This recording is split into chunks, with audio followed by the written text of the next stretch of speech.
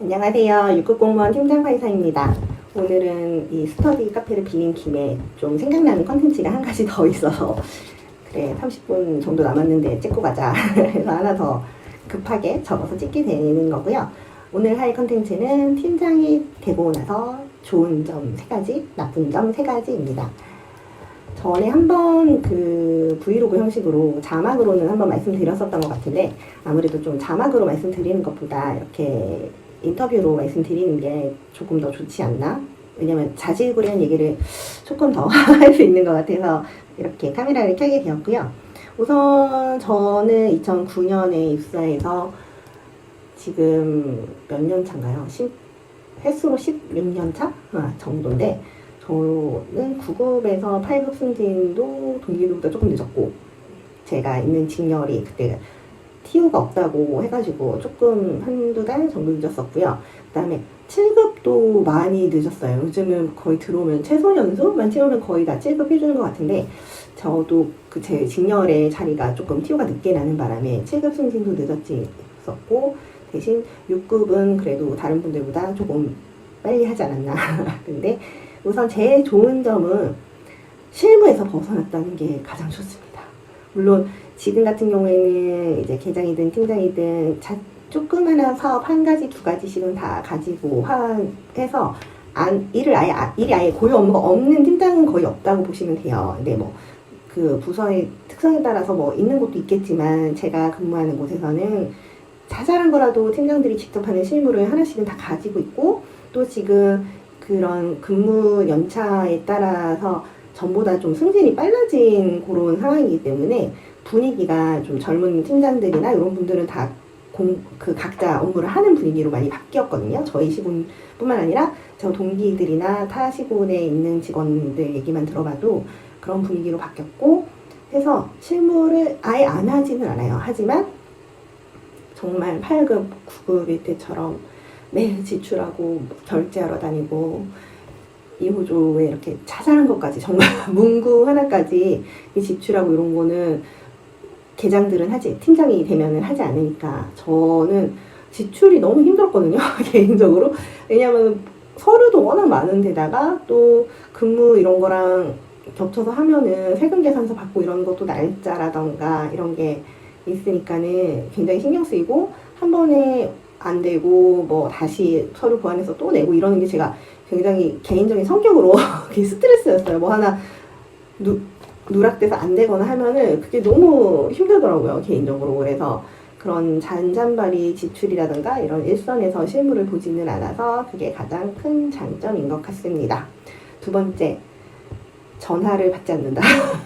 물론 제 자리가 조금 저희 그 팀에서는 제 자리가 대표번호로 있어서 제가 전화를 많이 받지만 그래도 뭐 그 업무 추진이라던가 이런 거 관련해서는 저희 주무관 분들이 하시고 그런 일선에서도 근무를 하시는 직원분들이 있으시기 때문에 저 같은 경우에는 예전만큼 전화를 많이 받지는 않아서 그게 너무 좋아요. 왜냐면은 제가 민원부서에만 한 11년, 12년 정도 근무를 했었는데 정말 같은 말이 계속하면 입에서 단내가 나거든요. 근데 그분은 나는 이게 매일매일 얘기하고 내가 10몇 년째 똑같은 말을 하는 거는 제 스스로의 사정인 것 뿐이잖아요. 왜냐면 민원인이 저한테 전화한 민원인은 저랑 처음 통화하는 거고 궁금한 게 있으니까 전화를 한 거기 때문에 그걸 무시하거나 제가 그거 전화를 받는 게 너무 힘들다고 해서 틱틱거릴 수 있는 사람은 당연히 아니니까 한 분 한 분한테 다 올바른 정보를 제공해 드려야 되는데 개인적으로 같은 말을 몇 년째 계속 하니까 너무 힘들고 입에서 정말 단내 난다고 해야 되나? 그랬었던 게 있어서 전화 받는 횟수가 직원일 때보다는 많이 줄었다. 이게 가장 큰 장점 2번째인 것 같습니다. 그리고 3번째는 사람들이 팀장이라고 불러준다. 근데 이거는 제가 그냥 호칭을 떠나서 제가 근무를 9급부터 저도 9급 1호봉부터 시작했던 사람이기 때문에 9급부터 해서 지금 15년, 16년째가 같은 직장에서 근무를 한다는 것 자체에 대해서 많은 분들이 어느 정도 좀 인정을 해 주시는 게 있는 것 같아요. 왜냐면은 요즘 워낙 저연차 공무원들이 많이 그만두고 솔직히 계장 6급 이럴 때보다는 7급, 8급, 9급일 때가 훨씬 힘들고 또 그 공조직, 공무원 특유의 그 보수적인 분위기나 이런 걸 견디기가 쉽지는 않거든요.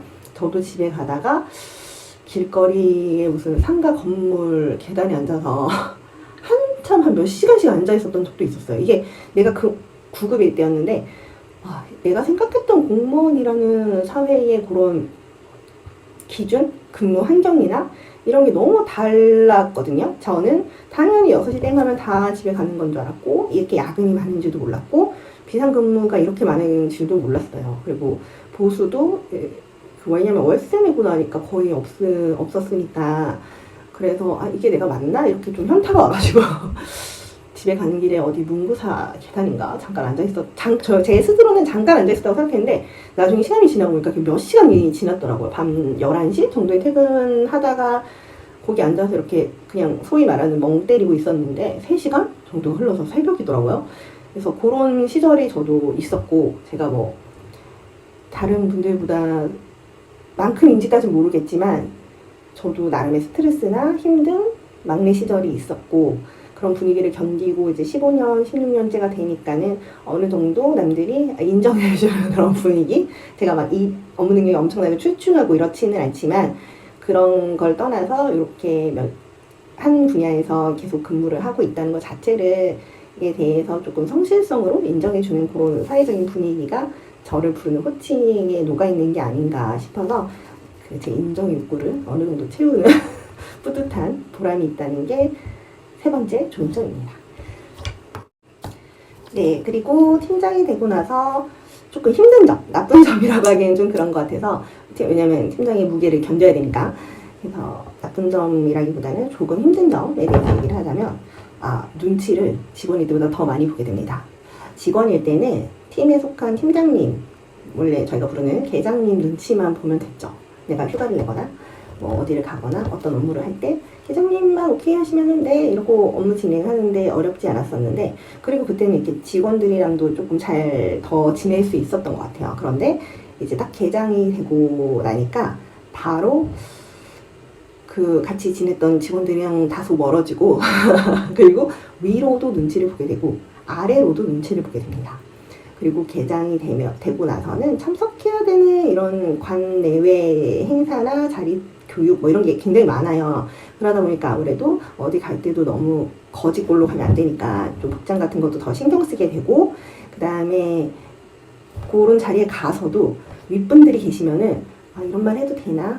내가 괜히 이런 말 하면 나댄다고 생각하지 않을까? 이렇게 한 걸음 좀 움츠러들게 되고 그리고 또 이제 직원들이랑 이렇게 있을 때는 또 또 뭐 계장이 눈치 없이 낀다고 하는 거 아닐까? 이렇게 좀 한 발 움츠리게 돼요. 이게 저만 그런 게 아닐 거예요, 아마.